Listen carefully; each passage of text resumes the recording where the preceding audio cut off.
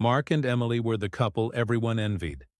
From high school sweethearts to a picture-perfect marriage, their life seemed like a fairy tale.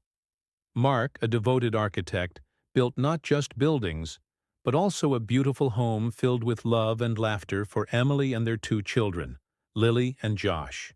He cherished the little moments, family breakfasts, weekend trips to the lake, and the quiet evenings spent together after the kids were asleep.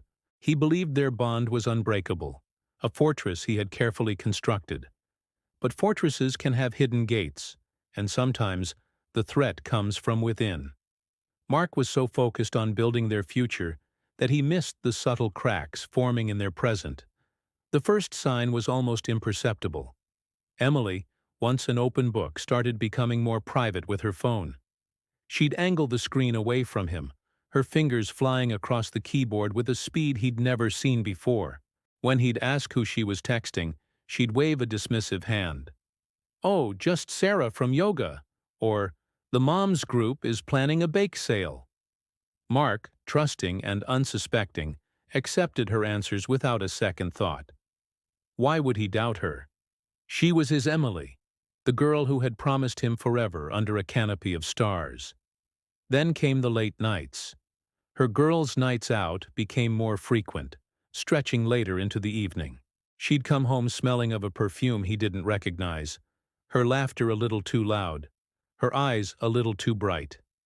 He'd be waiting up, a cup of tea ready for her, and she'd brush past him with a quick, "I'm exhausted," going straight to bed.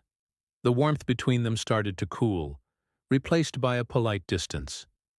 Mark felt a growing unease, a quiet alarm bell ringing in the back of his mind, but he silenced it. He told himself he was being paranoid, that he needed to give her space. Marriage is about trust, after all. The real shift happened when she started mentioning Derek. Derek was a new colleague at her marketing firm, a brilliant but intense guy, as she described him. His name began to pepper her conversations. "Derek thought my campaign idea was genius.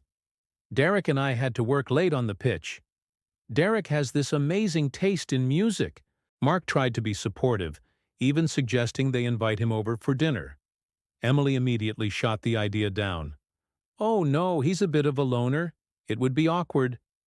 The excuse felt flimsy, but again, Mark pushed his suspicions aside. He loved Emily, and love meant believing in the best, even when a small, dark part of you fears the worst. One rainy Tuesday afternoon, Mark's work meeting was canceled, so he decided to head home early to surprise the family.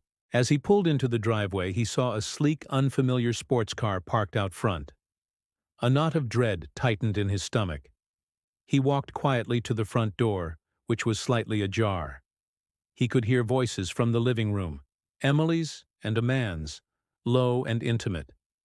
Then he heard Emily laugh, a deep, throaty sound he hadn't heard from her in months. It wasn't her usual joyful laugh. This one was different, laced with something else. He pushed the door open. And there they were. Emily was on the sofa, her head resting on another man's shoulder. The man had his arm wrapped around her, his fingers tangled in her hair. It was a scene of domestic bliss, a twisted parody of the life Mark thought he had. They both looked up, their eyes wide with shock. The man, whom Mark instantly knew was Derek, jumped to his feet. Emily just stared, her face a mask of guilt and terror. The surprise Mark had planned had turned into a scene from his worst nightmare. The air crackled with unspoken words. Mark didn't shout. He didn't scream or demand an explanation. He just stood there, drenched from the rain, his briefcase slipping from his numb fingers and landing with a dull thud on the hardwood floor. He looked at Emily, his eyes searching hers for any sign of the woman he married, the mother of his children.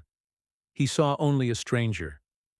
The silence in that room was deafening, heavier than any accusation he could have hurled. It was the sound of a heart breaking. It was the sound of a world ending. In that crushing silence, Mark simply turned around and walked out. He didn't slam the door. He closed it softly behind him, the gentle click echoing the finality of the moment. He got back in his car, his hands trembling on the steering wheel, and drove. He didn't know where he was going. He just knew he couldn't stay in that house, which was no longer a home, but a monument to a lie. The rain pounded on the windshield, blurring the world outside, just as his life had been blurred into something unrecognizable. Every memory, every shared smile, every "I love you" was now tainted, replaying in his mind as a cruel deception. The days that followed were a fog of quiet grief. Mark moved into a small, sterile apartment. The hardest part was telling the children. He and Emily sat them down, the space between them on the sofa feeling like a canyon. They used gentle words like growing apart and living in different houses for a while. But Lily, wise beyond her 7 years, saw the pain in her father's eyes. "Is it because of that man, Daddy?" she asked, her voice small. Mark's silence was his answer. He couldn't bring himself to speak the ugly truth, to poison their image of their mother. He just pulled them into a hug, his silence a shield to protect them from the shrapnel of their parents' broken marriage. The divorce proceedings were clinical and cold. Emily's lawyers tried to paint Mark as distant and emotionally unavailable. Mark's lawyer urged him to fight back, to use the infidelity against her. But Mark refused. He sat through the meetings in silence, his gaze fixed on a point on the wall. He agreed to Emily's terms for custody and finances, wanting only to end it, to escape the suffocating charade. His silence wasn't weakness. It was a profound statement. It said, "You have taken everything. There are no more words to give you." Emily couldn't meet his gaze.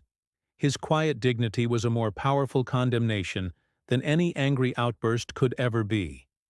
It reflected her own actions back at her, forcing her to confront the devastation she had caused without the drama of a fight.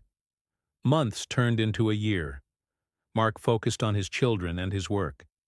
He learned to be both a mother and a father, packing lunches, helping with homework, and tucking them in at night with stories. His apartment slowly started to feel like a home, filled with their drawings and laughter.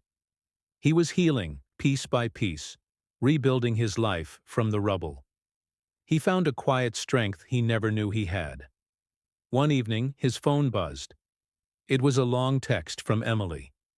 She wrote about how her relationship with Derek had crumbled, how he was not the man she thought he was. She wrote about her regret, her loneliness, and how she missed the life they had. She ended the message with, "I'm so sorry, Mark. I know it's too late. Can we talk?" Mark read the message, a wave of old pain and new pity washing over him. He thought about the man who had stood in the rain, his world falling apart. He thought about the silent car ride, the empty apartment, and the children's confused faces. He remembered the deafening silence that had defined the end of his marriage, and after a long moment, he simply turned his phone off. He didn't need to reply. His silence, once again, was the only answer that mattered. It spoke of forgiveness for himself, of a future he was building without her, and of a peace he had finally found. His silence spoke louder than any words ever could. Thank you so much for watching. If this story resonated with you, please consider liking the video and subscribing to our channel for more content like this. We appreciate your support. Take care.